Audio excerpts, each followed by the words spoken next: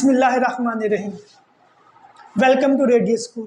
बेटा मैं हूं आपका फ़िज़िक्स टीचर मोहम्मद जाफ़र और आज हम लोग बहुत इंटरेस्टिंग टॉपिक डिस्कस करने वाले हैं जो कि लॉ ऑफ ग्रेविटेशन है और ये आपके फ़िज़िक्स 9th फ़िज़िक्स के चैप्टर नंबर 5 का पहला टॉपिक है।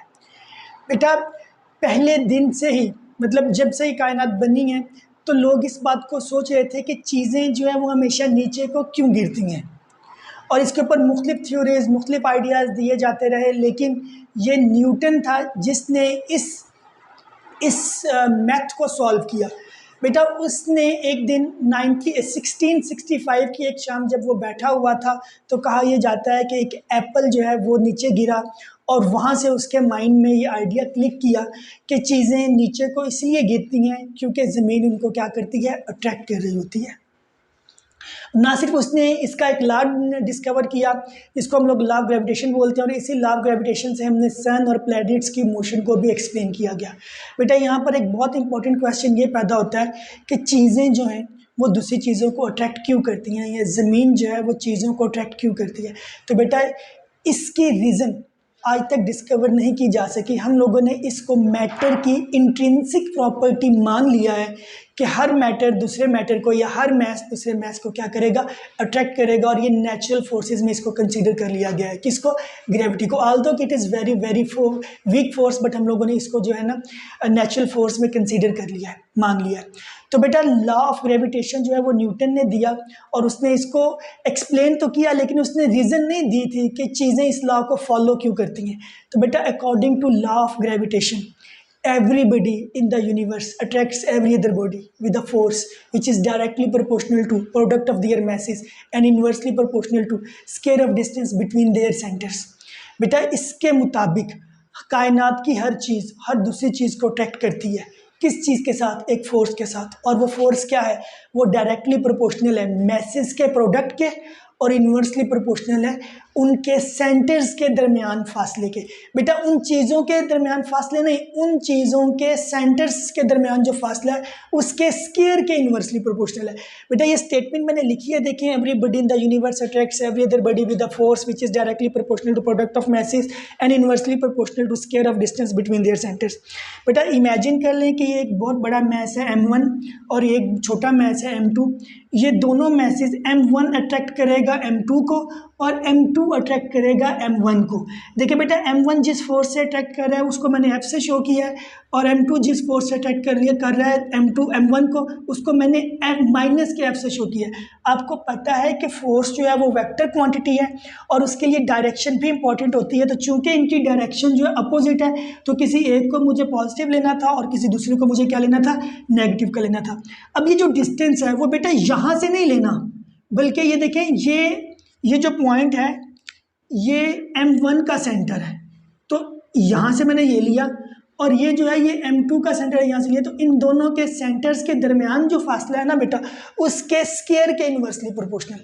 अब यहाँ पर एक और प्रॉब्लम आती है और वो प्रॉब्लम ये आती है कि अक्सर बच्चों को ये स्टेटमेंट याद करने में बड़ी मुश्किल पेश आती है। तो बेटा उसका एक बड़ा आसान सा हल है, आपको ये इक्वेशन दे, अगर आप इसको याद रख लें तो ये बड़ी आसानी से जो है ना आप इसको इस स्टेटमेंट को भी याद रख सकते हैं।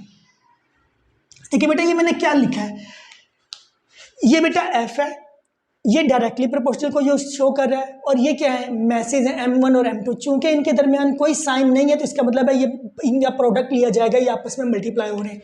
अब जस्ट सिंपली आप इसको रीड आउट कर दें, force directly proportional to product of masses and, अब ये फोर्स दोबारा बोलने की जरूरत नहीं है, एंड इन्वर्सली प्रोपोर्शनल, चूंकि ये बाई के फॉर्म में तो हम इसको इन्वर्सली प्रोपोर्शनल बोलेंगे, inversely proportional to square of distance.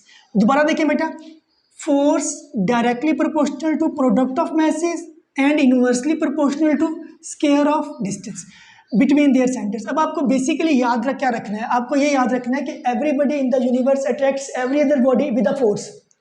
Everybody in the universe attracts every other body with a force and that force is directly proportional to product of masses and inversely proportional to square of distance. बेटा एक आखिरी बार सुने, सिर्फ आपको ये याद रखना है कि दुनिया की हर चीज़, कायनात की हर चीज़ हर दूसरी चीज़ को अट्रैक्ट करती है। Every body in the universe attracts every other body with a force, और वो फोर्स कौन सी है वो आपको यहाँ से रीड आउट कर देना है, with a force which is directly proportional to product of masses and inversely proportional to square of distance between their centres. Between their centres की बात भी आपको याद रखनी है। बाकी आप इन इक्वेशंस को जो है ना वहाँ से प्रिपेयर कर लेना। बेटा इसको मैंने इक्वेशन नंबर 1 का नाम दिया, इसको मैंने इक्वेशन नंबर 2 का नाम दिया। अगर मैं इन दोनों इक्वेशंस को कंबाइन करूँ, अगर मैं इन दोनों इक्वेशंस को बेटा कंबाइन करूँ बाय कंबाइनिंग 1 and 2, तो बेटा देखेंगे क्या बनेगा आपके पास। एक बार मैं फोर्स ले लूँगा, डायरेक्टली प्रोपोर्शनल आ गया m1 और m2 के, और यही फोर्स इन्वर्सली प्रोपोर्शनल किसके, स्क्वायर ऑफ डिस्टेंस के।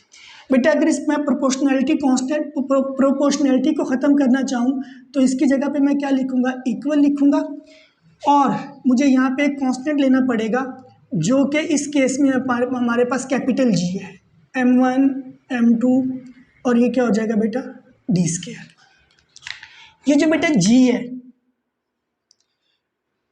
ये इसको यहाँ पे कांस्टेंट है, इसका नाम प्रोपोर्शनैलिटी कांस्टेंट है, इसको हम लोग ग्रेविटेशनल कांस्टेंट भी बोलते हैं, और इसका दूसरा नाम एक यूनिवर्सल कांस्टेंट भी है।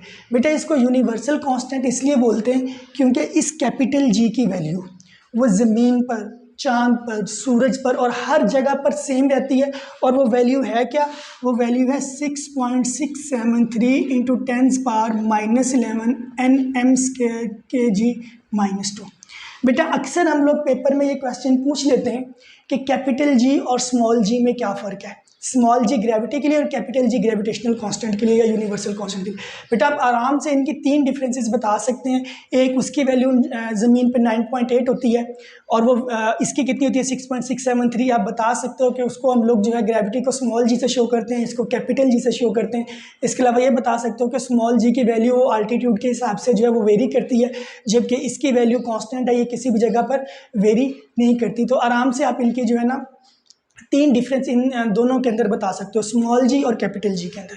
अब बेटा एक बड़ा इंपॉर्टेंट क्वेश्चन यहाँ पे पैदा होता है, और वो ये कि अगर कायनात की हर चीज़ हर दूसरी चीज़ को अट्रैक्ट करती है, तो फिर हम, इसका मतलब है हम भी दूसरे लोगों को अट्रैक्ट कर रहे हैं, हम अपने इर्द गिर्द मौजूद चेयर्स को अट्रैक्ट कर रहे हैं, लोगों को अट्रैक्ट कर रहे हैं, दीवार को अट्रैक्ट कर रहे हैं, वो चीज़ें हमें अट्रैक्ट कर रही हैं। जैसे ये वाइट बोर्ड है, ये मुझे अट्रैक्ट कर रहा है, मैं वाइट बोर्ड को अट्रैक्ट कर रहा हूँ। Then why do we not feel it? तो बेटा उसका आंसर ये है कि हम एक दूसरे को अट्रैक्ट कर रहे हैं, लेकिन ये जो वैल्यू है ना जी की 6.673 इंटू 10⁻⁻11, ये बहुत स्मॉल क्वांटिटी है। तो ये चूँकि ये बहुत स्मॉल क्वांटिटी है, तो ये हमारी अट्रैक्शन को इतना स्मॉल कर देती है कि हम उसको फील नहीं कर पाते। जैसे मैं और ये वाइट बोर्ड एक दूसरे को अट्रैक्ट कर रहे हैं, अट्रैक्शन हो रही है, लेकिन वो इतनी स्मॉल है कि हम लोग उसको फील नहीं कर रहे। लेकिन चूँकि ज़मीन का मैस बहुत ज़्यादा है, तो ज़मीन जो अट्रैक्शन हमें करती है वो हम लोग फील कर सकते हैं।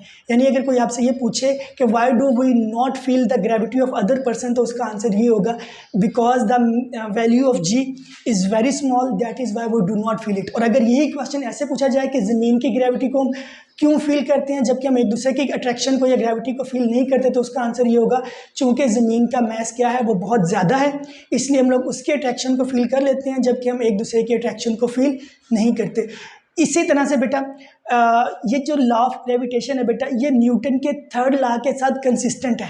3rd लॉ आपको क्या कहता है कि to every action there is a reaction, जबकि लॉ ऑफ ग्रेविटेशन में भी ऐसा ही हो रहा है। अगर एक बॉडी जो है वो दूसरे को अट्रैक्ट कर रही है, तो दूसरी किसको अट्रैक्ट कर रही है, पहले को। अगर आप पहले वाली बॉडी के अट्रैक्शन को जो है वो एक्शन कहेंगे, तो दूसरे वाले को के अट्रैक्शन को क्या कहेंगे, वो बोलेंगे रिएक्शन। क्या ये दोनों मैग्नीट्यूड में इक्वल होते हैं? यस, ये दोनों मैग्नीट्यूड में इक्वल होते हैं। क्या इन दोनों की डायरेक्शन अपोजिट है? यस, इनकी डायरेक्शन अपोजिट है।